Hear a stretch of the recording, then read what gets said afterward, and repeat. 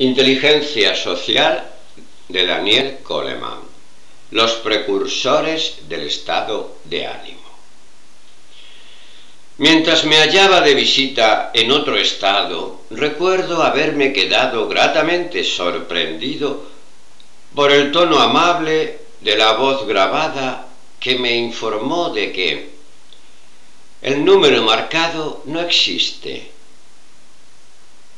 Aunque parezca mentira, me sorprendió mucho la cordialidad que acompañaba a ese anónimo mensaje.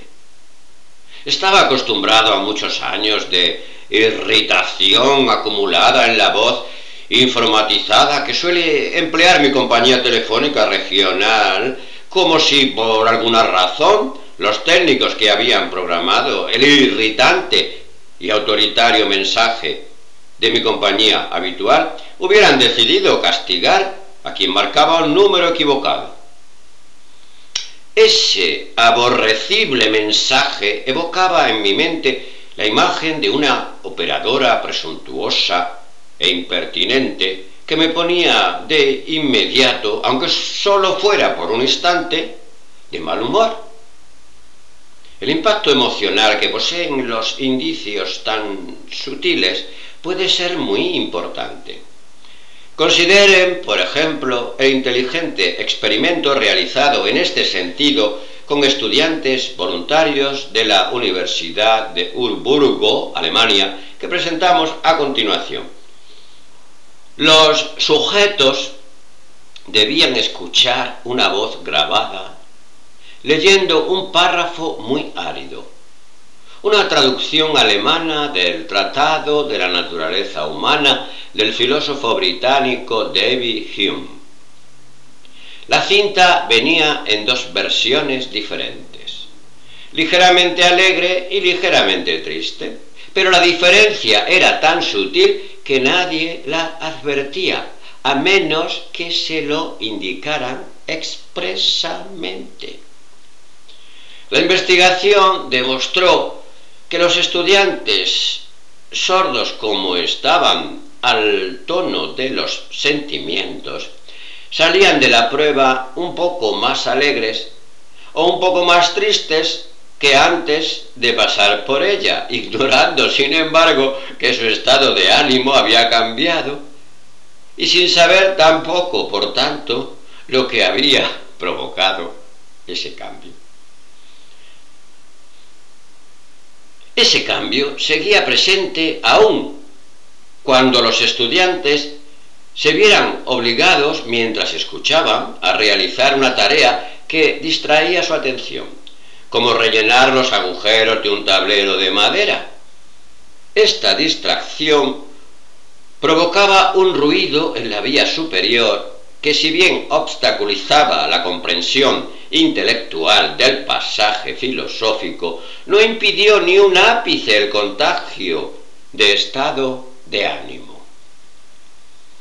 Según dicen los psicólogos, una de las diferencias que existen entre los estados de ánimo y las emociones más burdas es la inefabilidad de sus causas. Por ello, si bien solemos saber lo que ha provocado una determinada emoción, no es infrecuente que nos hallemos en un estado de ánimo sin saber lo que nos ha conducido a él.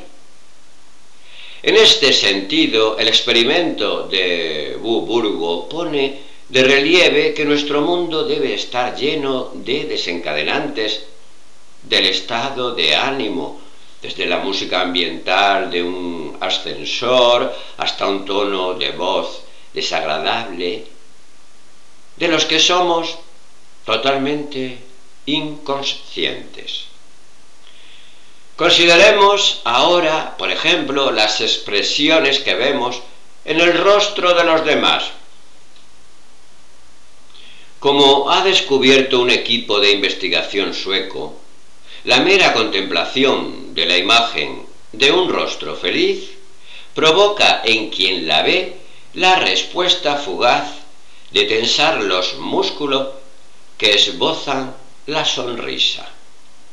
De hecho, la fotografía de alguien cuyo rostro expresa una emoción intensa como la tristeza, el disgusto o la alegría, desencadena en nuestro rostro la respuesta refleja de imitar la expresión que acabamos de ver. Este reflejo de imitación favorece una especie de puente intercerebral que nos expone a las influencias emocionales más sutiles de quienes nos rodean. En este sentido, las personas más sensibles se contagian con más facilidad que la mayoría, mientras que las más insensibles, por su parte, pueden salir incólumes aún del más nocivo de los encuentros. Pero lo cierto es que en ambos casos la transacción ocurre sin que ni siquiera la advirtamos.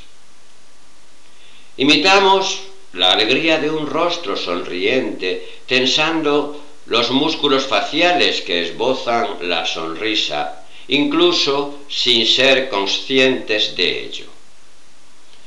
Tal vez esa leve sonrisa pase inadvertida al ojo desnudo, pero la monitorización científica de la musculatura facial pone claramente de relieve la presencia de ese reflejo emocional.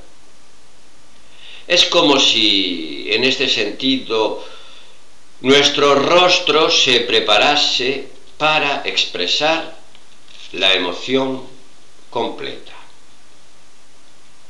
Este mimetismo tiene algunas consecuencias biológicas porque nuestra expresión facial desencadena los sentimientos que exhibimos. Basta, en este sentido, con tensar deliberadamente los músculos faciales del modo adecuado para provocar la emergencia de una determinada emoción. Así, por ejemplo, el hecho de colocar un lápiz entre los dientes nos obliga a esbozar una sonrisa que acaba evocando el correspondiente sentimiento positivo. Edgar Allan Poe tuvo una comprensión intuitiva de este principio al decir: cuando quiero saber lo bondadosa o malvada que es una persona, o qué es lo que está pensando, reproduzco en mi rostro lo más exactamente que puedo su expresión y luego aguardo hasta ver cuáles son los pensamientos o sentimientos que aparecen en mi mente o en mi corazón que equivalen o se corresponden con esa expresión.